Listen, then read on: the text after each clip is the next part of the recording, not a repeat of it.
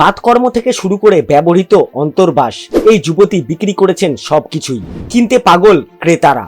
Singapore की रहने वाली चेंग विंगी ये खूबसूरत सी महिला ऑनलाइन अपना पार्ट बेच रही है।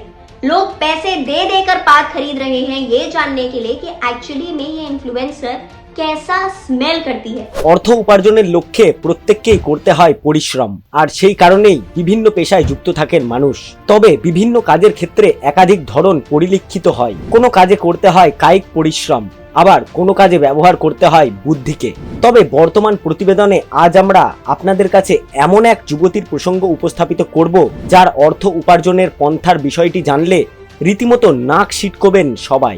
শুধু তাই নয়, বিষয়টি অবিশ্বাস্য বলেও মনে হবে, কারণ তিনি তার বাতকর্ম থেকে শুরু করে ব্যবহৃত অন্তর্বাস এমনকি স্নানের জল বিক্রি করেই করেছেন উপার্জন। সব থেকে উল্লেখযোগ্য বিষয় হলো এগুলি বিক্রির মাধ্যমেই লক্ষ লক্ষ টাকা ঘরে আনছেন তিনি। হ্যাঁ, প্রথমে শুনলে চমকে গেলেও এটা কিন্তু একদমই সত্যি। মূলত চেং উইং ই নামের এক মহিলা তার ব্যবহৃত অন্তর্বাস, স্নানের জল এমনকি বাতকর্ম পর্যন্ত বিক্রি করেন। সেক্ষেত্রে বাতকর্ম কাঁচের বয়ামে ভরে হাজার হাজার টাকায় বিক্রি করেন তিনি। ওই যুবতী দাবি করেন যে বয়াম খোলার পরে 30 দিন পর্যন্ত তার বাতকর্মের গন্ধ বজায় থাকে।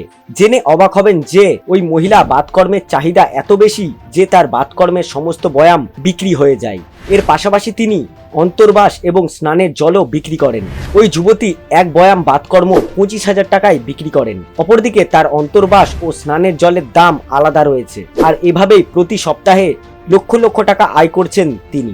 এই প্রসঙ্গে জানিয়ে রাখি যে চেং উইং ই যে শুধু এই ধরনের ব্যবসা করেছেন এমনটা কিন্তু নয়। এর আগে আমেরিকান রিয়ালিটি টিভি তারকা স্টেফানি ম্যাটো বাতকর্ম বিক্রির কথা স্বীকার করেছিলেন। স্টেফানি ম্যাটো জানান যে তিনি বাতকর্মের প্রত্যেক বোতল বিক্রি করেন ভারতীয় মুদ্রায় 82,943 টাকায়, আর এইভাবেই তিনি 39,84,627 টাকা পর্যন্ত উপার্জন করার দাবি করেন।